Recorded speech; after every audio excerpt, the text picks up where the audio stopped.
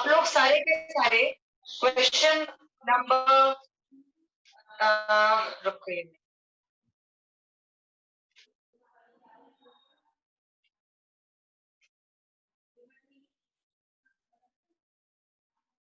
Question number 49 जो मैंने आपको पीडीएफ में भेजा है, सारे के सारे बच्चे प्लीज उसको निकाल लीजिए।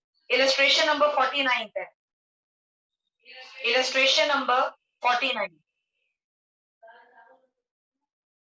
इस क्वेश्चन में हम जेड लोन अकाउंट भी बनाएंगे। आज हम साथ एक लोन अकाउंट भी बनाएंगे। Illustration number 49।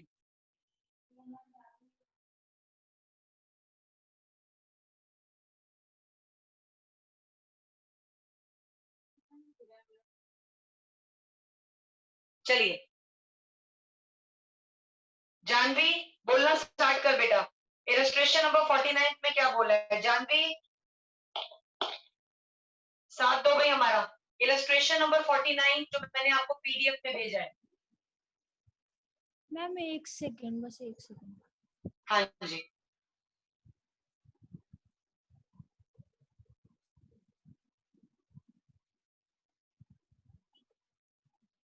ये आपका क्वेश्चन है। एक्स वाई जेड तीन बंदे पार्टनर्स हैं। एक्स वाई जेड तीन बंदे पार्टनर्स हैं, 3:2:1 में शेयर करते हैं और बैलेंस शीट इनकी दे रखी है आपके पास। इस केस में जेड रिटायर हो रहा है, जेड इज रिटायरिंग, और आपके पास एडजस्टमेंट्स के बाद हम यहाँ पर कैपिटल, बैलेंस शीट और इवैल्यूएशन अकाउंट बनाने वाले हैं। राइट? जानवी मिला आपको? हाँ जी मैम मिल गया। देखिए, रिवैल्यूएशन अकाउंट जिसका दूसरा नाम होता है बच्चों profit and loss adjustment account, इसका नेचर होता है नॉमिनल अकाउंट। नॉमिनल अकाउंट जो कि कहता है debit all expenses and losses, credit all incomes and gains. हम बना रहे हैं इसके बाद कैपिटल अकाउंट। कैपिटल अकाउंट का नेचर होता है personal account, X Y Z, credit side X Y Z, debit side. इसके बाद हम लोग बैलेंस शीट बना रहे हैं और आज हम एक और नई चीज सीखेंगे रिटायरमेंट में। जो बंदा रिटायर हो रहा है यानी जेड, उसके लोन अकाउंट को बनाना। राइट? कि जब एक बंदा चला जाता है, वो रिटायरमेंट पे चला जाता है और अगर फर्म ने उसका पैसा अभी तक नहीं दिया, फर्म उसके लोन, उसका अमाउंट लोन में डालती है, तो फर्म उस लोन को कैसे चुकाती है। राइट? तो आज बैलेंस शीट एज एट जो डेट है, पार्टनर रिटायर कब हो रहा है, आपके पास कुछ मेंशन है इस क्वेश्चन में? आपके पास 1 अप्रैल 2015 की तो बैलेंस शीट ही दे रखी है, कोई नहीं। तो यहाँ पर रिटायरमेंट की डेट भी वही है 1 अप्रैल 2015। ये आपकी न्यू बैलेंस शीट। सबसे पहले हम ये तीन चीजें ड्राफ्ट कर लेते हैं। चलिए भाई जानवी, अब बेटा स्टार्ट कर दे। सबसे पहले क्या दिया हुआ है बैलेंस शीट में? लायबिलिटी साइड पर क्या दिया हुआ है? Doubtful debts. Provision for doubtful dates. नीचे फटाफट देखो, कोई पॉइंट दिख रहा है? हाँ जी, नीचे है कि there is no need for provision for doubtful debts. अगर कोई जरूरत इस लाइबिलिटी को मेंटेन करने की नहीं है, तो ये हमारी फर्म के लिए अच्छी बात की खराब बात? अच्छी बात है, तो क्रेडिट साइड ऑफ रिवैल्यूएशन में आ जाएगी। Very good. By provision for doubtful death, क्योंकि आज की डेट में जब एक बंदा रिटायर हो गया, उसके बाद इस 1300 प्रोविजन को मेंटेन करने की जरूरत नहीं है। तो आपने यहाँ पर कितना प्रोविजन है? 1300। इसको आप यहाँ लिख देंगे। और डेटर, डेटर कितना है? 16,000 का। इसको एज इट इज हम एसेट साइड पर लिख देंगे बिना सब्ट्रैक्ट किए। राइट? अब इसके बाद सेकंड बताइए, क्रेडिटर्स कितने हैं बेटा बताओ? 15,000 के। अब ये बता, क्रेडिटर्स में कोई चेंजेस आए हैं क्या एडजस्टमेंट में? नहीं है। कोई चेंजेस नहीं है। तो 15,000 रुपए रिटायरमेंट से पहले देने थे पार्टनर के और रिटायरमेंट करने के बाद जब जेड की रिटायरमेंट हो गई तो अभी हमारी क्रेडिट लायबिलिटी अपने क्रेडिटर्स के प्रति फर्म की उतनी ही है, सेम ही है। अब आ जाते हैं कैपिटल अकाउंट्स पर। एक्स वाई जेड का बैलेंस पीडी कितना है बताओ जानवी? इसका 78,750। 78,750 वाई का 70,000। और जेड का 61,250। 61,250। चलिए भाई, लाइबिलिटी साइड जानवी ने पूरी बता दी है। अब आ जाते हैं एसेट साइड पर। एसेट साइड पर कितना फिगर दिया हुआ है? कैश एट बैंक कितना है जानवी? 10,000। Cash at bank 10,000। अभी मैं जानबूझकर इस 10,000 रुपए को अंदर लिख रही हूँ क्योंकि मुझे पता है कुछ एडजस्टमेंट आपको बैंक के रिलेटेड करनी पड़ेगी। ठीक है, नेक्स्ट बता स्टॉक। स्टॉक है 20,300। कोई स्टॉक में चेंजेस आए हैं क्या? कोई नहीं, एडजस्टमेंट? स्टॉक नहीं है। कोई एडजस्टमेंट नहीं है तो स्टॉक को एज इट इज लिख दिया। नेक्स्ट पॉइंट बताइए मशीनरी, कोई चेंजेस? 60,000।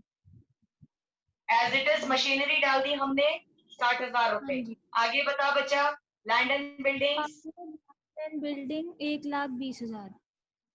आपकी land and buildings, I can see the first point, क्या लिखा हुआ है? Land and buildings be reduced by 10%। अगर लैंड एंड बिल्डिंग्स को रिड्यूस करना है 10% से, एसेट की कीमत बढ़ी की घटी? घट गई। अच्छी बात की खराब बात? खराब बात है, तो रिवैल्यूएशन में डेबिट साइड। बिल्कुल सही। तो कितनी? 12,000 से 12,000। वैल्यू बढ़ गई। और आज की डेट में कोई आपसे लैंड एंड बिल्डिंग्स की कीमत पूछेगा आफ्टर द रिटायरमेंट तो आप क्या करोगे? 1,20,000 में से 12,000 गए, 1,08,000। चलिए भाई, अब ये आपने बैलेंस शीट भी खत्म कर ली। आ जाते हैं फर्स्ट पॉइंट पर। बोल बेटा सबसे पहली लाइन, और अब बड़े आराम आराम से बताना। जेड की रिटायरमेंट हो गई। मैं देखो बेटा working notes I am going to draft up on this part, ठीक है, क्योंकि मेरे पास जगह कम है तो मैं यहाँ पर वर्किंग नोट्स इधर ड्राफ्ट करूंगी। एक्स वाई जेड तीन बंदे 3:2:1 में शेयर करते थे। जेड की रिटायरमेंट होती है और आपको क्वेश्चन में बोला हुआ है कि एक्स एंड वाई शेयर करेंगे 5:4 में। 5:4 में। देखो बेटा जी, ये जो नई रेशो और ओल्ड रेशो का पर्पस होता है, दो तरीके से इसका काम होता है। एक तो एडजस्टमेंट्स में यूज होता है new ratio, adjustment of Capitals में। दूसरा, अगर आप गुडविल कॉन्सेप्ट करते हो रिटायरमेंट या डेथ में, तो भी आपको गेनिंग रेशो के काम, गेनिंग रेशो निकालने के लिए जो कि होती है new ratio minus old ratio, आपको यहाँ पर क्या करना होता है? गेनिंग रेशो कैलकुलेट करना होता है। लेट मी सी नाउ। अब यहाँ पर पहला पॉइंट जानवी हो चुका है नहीं हो चुका? First adjustment. फर्स्ट वाला हो गया। सेकंड वाली पढ़ो। Out of the insurance premium paid during the year, 5,000 be carried forward as unexpired. इसका मतलब है हमारी फर्म ने इंश्योरेंस प्रीमियम इस साल जितना भी दिया था 5,000 रुपए हमने एक्स्ट्रा दे दिया। अनएक्सपायर्ड का मतलब होता है बच्चों प्रीपेड। हमने 5,000 रुपए प्रीपे कर रखे हैं इस साल। अगर खर्चा इस साल मैंने ज्यादा करके दिखा रखा है तो खर्चा जो कि मैंने डेबिट कर रखा था गलती से, मैं उसे क्या करूंगी? Credit by unexpired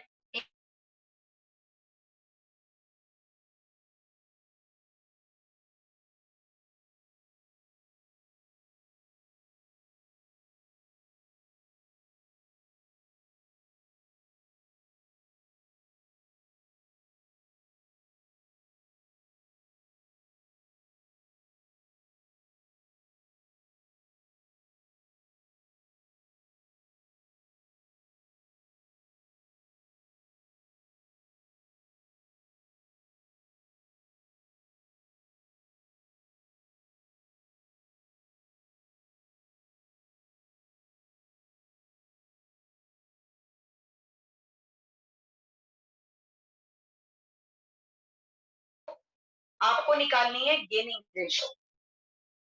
gaining ratio आप कैसे निकालेंगे? x का gain is equal to new share minus old share, माने 5/9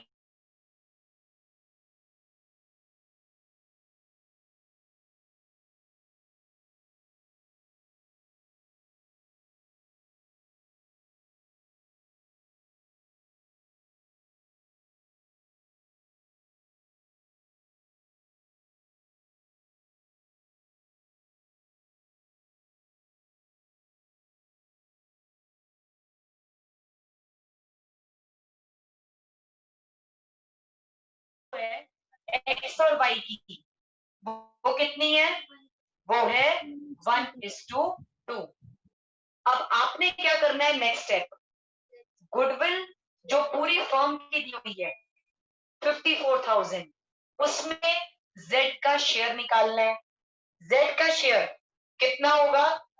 z का शेयर होगा 54,000 इंटू 1/6, यानी इसको अगर काटा 9,000, 9,000 रुपए को आप किस रेशो में बांटोगे? 1:2 में, यानी 1/3, 3,000 रुपए किसके अकाउंट में? अब देखो, अगर हम एंट्री करें gaining ratio, gaining partners capital account debit, यानी एक्स और वाई जो गेनिंग पार्टनर्स हैं उनका कैपिटल अकाउंट हम कम करेंगे, यानी 3,000 रुपए एक्स के अकाउंट से कम करोगे और 6,000 रुपए वाई के अकाउंट से कम करोगे, और ये पैसा किसको मिलेगा? Z capital account. जेड को यहां पर करस्पॉन्डिंगली कितना पैसा एक्स से मिलेगा?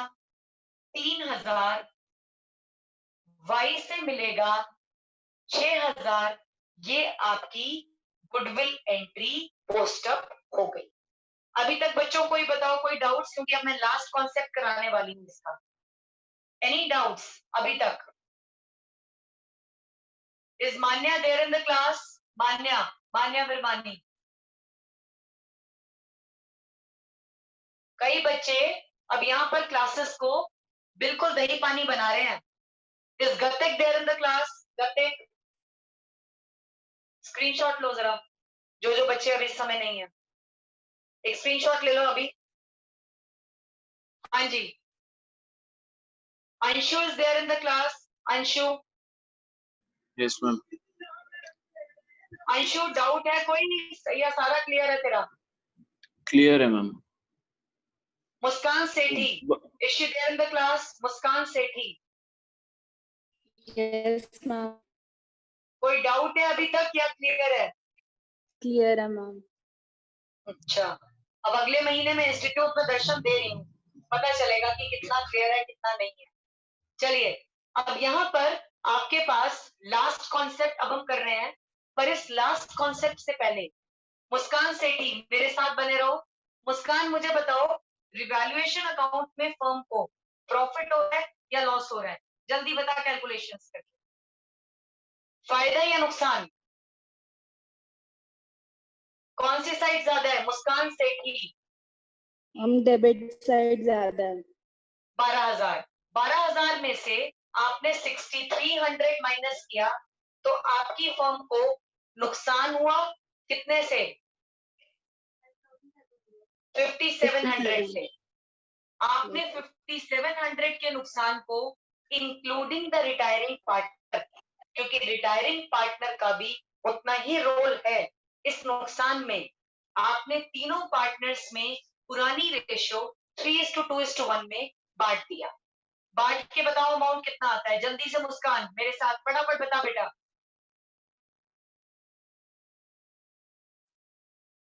$5,700 को 3, 4, 5, 6 into 5,700.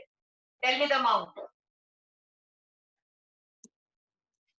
मैम एक्स का होगा 2850। 2850 नुकसान को यहाँ डाल देते हैं डायरेक्टली टू रिवैल्यूएशन अकाउंट करके। 2850x का बिल्कुल सही बताया है। 1900 शायद y का है, 1900 1900 Y का है और z का 950। 950। ठीक है, चलो अब मुस्कान आपके पास क्वेश्चन होगा। आप मुझे ये बताइए कि जो z पार्टनर है उसके बारे में कुछ दिया है। z रिटायरिंग पार्टनर है, कुछ आपको ये दिया हुआ है कि z को कितना पैसा रिटायरमेंट पर मिल रहा है, कुछ ऐसा करके दिया है?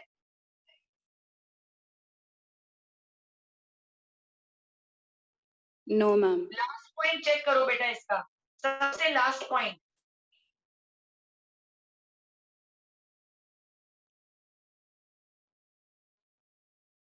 Z is paid 9300 on the date of retirement. Can you see this point? Yes ma'am. क्या लिखा है बेटा बता, अब बोल एक बार।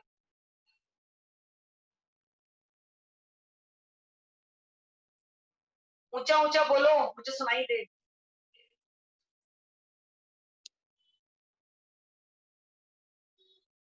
Z is paid rupees 9300 on the date of retirement and the remaining amount in 3 equal installments together with interest at the rate of 10% per annum on the outstanding balance.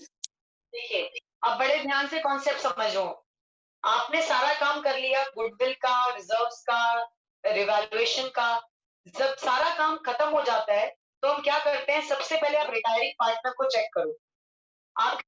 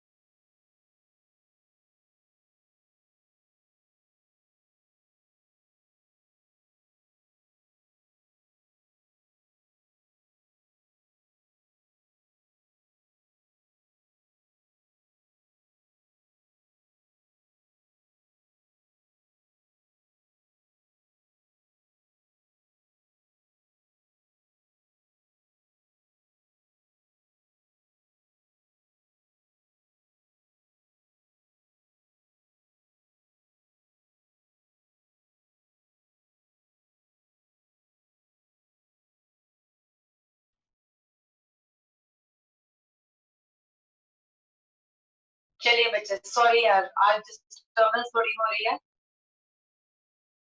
हाँ जी, to conclude the question again, जो retiring partner है उसका due, जो बचा पैसा, firm कहती है हम आपको बाद में चुकाएंगे। बाद में चुकाने का मतलब क्या होता है, इस पैसे को जेड के लोन अकाउंट के हिसाब से, यानी लोन अकाउंट में ट्रांसफर करके जेड के ऊपर, जेड फर्म के ऊपर जेड का पैसा एक लायबिलिटी के रूप में, जिसको फर्म किस तरीके से प्रेजेंट करेगी, फर्म लिखेगी जेड्स लोन अकाउंट करके। तो बाकी का पैसा कैसे समझ में आएगा, क्रेडिट साइड का टोटल 70,250 जेड का पैसा, हमने 70,250 में से ये दोनों रकम माइनस करी, 60,000 ये जेड का लोन अकाउंट, ये पैसा जेड के लोन अकाउंट में ट्रांसफर हो जाएगा। ये बात सबको समझ में आ रही है अभी तक मैंने क्या किया है? और इसका कॉन्सिक्वेंस बैलेंस शीट में क्या होगा, अगर फर्म में से 9300 चले गए, किसको, रिटायरिंग पार्टनर को, तो बैंक में से 9300 रुपीस कम हो जाएंगे और न्यू बैलेंस शीट में जेड्स लोन अकाउंट करके, क्योंकि इस साल फर्म की लायबिलिटी जेड के लिए कितनी हो जाएगी, 60,000। फर्म अपनी बैलेंस शीट में जेड की लायबिलिटी बच्चों कितना दिखाएगी, जेड के लोन अकाउंट में ट्रांसफर करके 60,000। फाइन, यहां तक बच्चों आपको किसी को बच्चे को प्रॉब्लम है, कोई क्वेश्चंस हैं तो फटाफट मेरे को बताइए, क्योंकि I am doing now the last part of this question, that is the proportionate adjustments. Muskan Sethi, fifth point बताओ बेटा, और अच्छे से बनाना, बहुत धीरे धीरे बोलियो। Fifth point, X and Y decided that their capitals will be adjusted in their new profit sharing ratio by bringing in or paying cash to the partners. Z's account will be transferred to his loan account. बस बस बस बस बस बस बस। X and Y decided, अब ये capital adjustment कैसी है, इसमें X और Y ये दोनों डिसाइड कर रहे हैं कि नई फर्म में हमारा कैपिटल, यानी आपको पता है टोटल कैपिटल नई फर्म का निकालना पड़ता है। टोटल कैपिटल नई फर्म का एक्स और वाई ये डिसाइडेड करते हैं दैट देयर कैपिटल्स, तो देयर कैपिटल्स का मतलब क्या होता है, ऑलवेज एडजस्टेड कैपिटल्स, जो कि कैसे निकल कर आते हैं, एक्स की क्रेडिट साइड का टोटल करोगे, एक्स की क्रेडिट साइड का टोटल कितना है 78750, और एक्स के डेबिट साइड का टोटल कितना है, कितना 5850, 72,900 ये एक्स का एडजस्टेड कैपिटल है। ऐसे ही हमने वाई का एडजस्टेड कैपिटल निकालना है, कैसे करके, वाई का टोटल यहां पर 70,000 में से आपने 7,900 माइनस किया तो आपके पास कितना पैसा आ गया 62,100। अब ये जो काम है हम क्या कर रहे हैं, we are calculating the calculation of total capital of the new firm.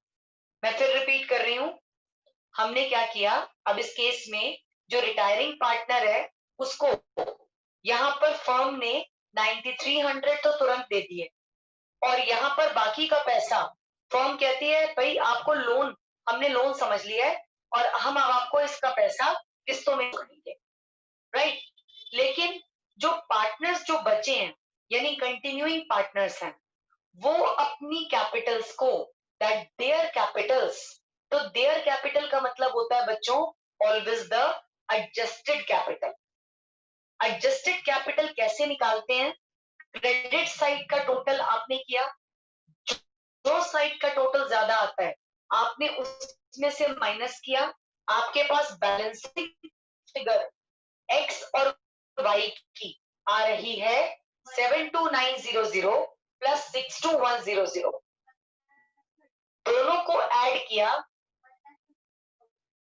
1,35,000, इसको न्यू रेशो में हम बांट देंगे।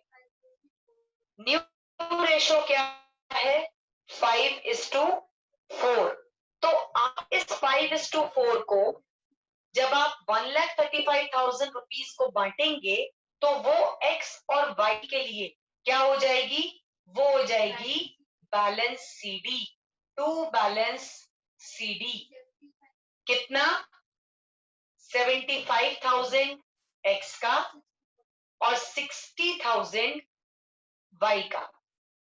ये आप बच्चों कैसे निकालोगे, इसको कैलकुलेट करना आना चाहिए, कैसे करोगे, 135,000 मल्टीप्लाइड बाय 5/9, राइट। आपके पास यानी आज की डेट में एक्स और वाई कितनी कैपिटल मेंटेन करना चाहते हैं, they want to maintain 75,000, X maintain करना चाहता है, वाई मेंटेन करना चाहता है 60,000। अब आपको ये बोला है कि अगर ये मेंटेन करना चाहते हैं तो इनको या तो पैसा लाना पड़ेगा या ये पैसा विड्रॉ कर सकते हैं। उसके लिए अगेन अब आपको रीबैलेंसिंग करनी है। रीबैलेंसिंग जब आप करते हो आपको वैसे ही काम करना है। डेबिट साइड अगर आपकी ज्यादा आ रही है, यहां पर आ रही है 80,850, मैंने इस अमाउंट को बच्चों यहां लिखा 80,850। इसमें से 78,750 माइनस किया। अब अगर डेबिट साइड ज्यादा होती है क्रेडिट साइड से, तो इसका मतलब है पार्टनर को एक्स को पैसा लेकर आना पड़ेगा। तो बाय बैंक अकाउंट कितना 2100। और वाई के साथ अगर हम देखें तो वाई का क्रेडिट साइड ज्यादा आ रहा है, तो 70,000 यहां डाले, 70,000 को यहां लिखा, उसमें से ये वाली आइटम्स माइनस करी। अमाउंट बताओ प्रांजल। 6,000 जो मैम निकाल चुका है 2100 वो भी बता सकता है। मैम 2100 2100। तो आपने टू बैंक ऑलरेडी लिखा हुआ है, ये पार्टनर विड्रॉ कर सकता है बाई 2100 रुपए। अब देखिए हम पैटर्न तो वही कर रहे हैं जैसे हम एडमिशन में भी करते थे, ठीक है। अगर डेबिट साइड ज्यादा जाती है बच्चों क्रेडिट साइड से, तो वो जो पर्टिकुलर पार्टनर है वो पैसा लेकर आएगा। अगर पैसा लेकर आएगा इसका मतलब एंट्री बनती है क्या चीज, bank account debit to X capital. अगर बैंक अकाउंट डेबिट कर रहे हैं तो बैंक में जोड़ना मत भूलना प्लस 2100। और अगर कोई पार्टनर विड्रॉ कर रहा है, जैसे इस केस में वाई विड्रॉ कर रहा है, कैसे पता चला, क्योंकि वाई का कैपिटल अकाउंट क्रेडिट साइड ज्यादा है देन द डेबिट साइड। तो इसका मतलब है कि वाई पार्टनर विड्रॉ कर रहा है कितने पैसे 2100। विड्रॉ करने का मतलब होता है बैंक अकाउंट का घट जाना, राइट। अब यहां पर बैंक की फिगर कितनी आएगी, अमाउंट बताओ मुझे 700 कितनी 700 700 700। अब देखिए बेटा फाइनली अब हमारा काम खत्म हो चुका है। अब हम क्या करेंगे, सिर्फ बैलेंस शीट को कंप्लीट करते हैं। कैपिटल अकाउंट्स किस किस के, एक्स और वाई के। कौन सा फिगर 75,000 एक्स का, वाई का 60,000। और अब आपको और कुछ काम नहीं करना, आपका क्वेश्चन 100% सही जाएगा। अमाउंट आएगा 2,10,000 जी मैम, 2,10,000। हाँ जी बेटा, हम जो कैलकुलेशन ऑफ टोटल कैपिटल है हम उसके अंदर जेड्स लोन को ऐड नहीं करेंगे इसलिए एडजस्टेड नहीं ऐड कैपिटल करेंगे निकालने के लिए। क्योंकि यहाँ पर क्या है कि जेड का पैसा लोन के थ्रू फर्म अब इसको बाद में चुकाएगी किस्तों में, ठीक है। चलिए भाई, अब मैं यहाँ पर एक लोन अकाउंट बना रही हूँ और अगर क्लास डिस्कनेक्ट हो जाए आपको ज्वाइन करना है, क्योंकि कम से कम अब 1 घंटे की क्लास तो चलनी चाहिए। देखिए अब ये वाला मैं रब कर दूं because I need to maintain a loan account now. इसको मैं मिटा रही हूँ बच्चों, कोई डाउट है तो प्लीज पूछ लीजिए। Is Shivang there in the class? Shivang? Yes, ma'am. Okay. Gatik है क्लास में? Gatik is not there in the class. Naman is there in the class? Yes. Naman? Yes. Okay. चलिए यहाँ पर अब मैं आपको करवा रही हूँ लोन अकाउंट। देखिए बच्चे यहाँ पर पार्टनर कौन है जो गया है, जेड। ये जो जेड का लोन अकाउंट बनाता है ये भी फर्म ही बनाती है, और फर्म के ऊपर जेड का लोन ये एक लायबिलिटी है। लायबिलिटी का मतलब ये भी एक तरीके का कर्जा है जो फर्म ने जेड को टुकड़ों में चुकाना है। टुकड़ों का मतलब इंस्टॉलमेंट्स में। अब इसका फॉर्मेट कैसे बनेगा बेटा, ऐसा है मैं इसको भी रब कर देती हूँ क्योंकि अब हमें बैलेंस शीट का भी कोई काम नहीं है और ये क्लास रिकॉर्डिंग पे है, तो आप लोग बाद में क्वेश्चंस करते समय क्योंकि आज मैं कुछ आप बच्चों को क्वेश्चंस दूंगी, सिर्फ दो क्वेश्चंस, और कल तक प्लीज करिए उन 2 क्वेश्चंस को। जेड्स लोन अकाउंट आज डीपीएस स्कूल में भी आया था, लेकिन आज जो लोन अकाउंट मैं अभी बनवा रही हूं ये वो पैटर्न नहीं है जो आपके स्कूल में आया था। जेड्स लोन अकाउंट फर्म बनाती है, फर्म के लिए जेड का लोन ये एक लायबिलिटी अकाउंट है, और साथ साथ इस लोन अकाउंट को पर्सनल अकाउंट, ये एक पर्सनल अकाउंट भी है, ये इसका नेचर है। फॉर्मेट क्या होता है? Date, particulars, amount, this is the debit side, date, particulars, amount, this is the credit side। अब देखिए कुछ चीजें अब मैं आपको जो समझा रही हूं, ये जो जेड्स लोन है, डेथ जब हम डेथ करेंगे, डेथ के केस में we are going to prepare executors account, legal representatives account. बिल्कुल सिमिलर वैसे ही वहां पर बनेगा जैसे हम यहाँ पर जेड का लोन अकाउंट बना रहे हैं।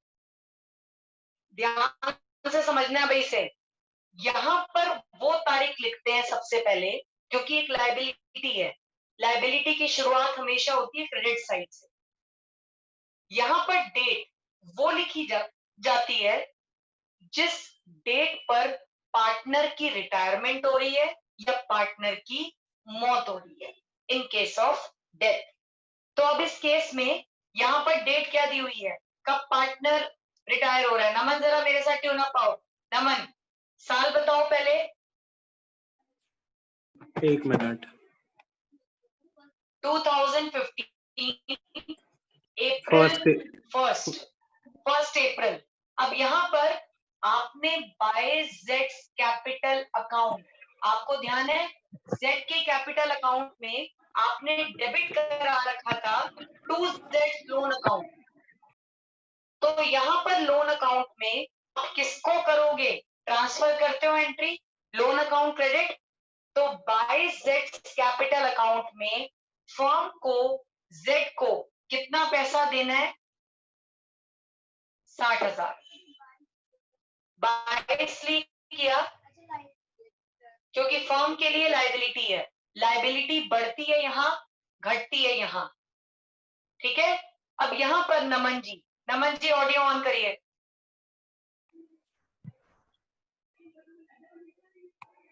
नमन हाँ, इसका बी पॉइंट बताओ, बी पॉइंट क्या है, लास्ट वाला पॉइंट क्वेश्चन के अंदर।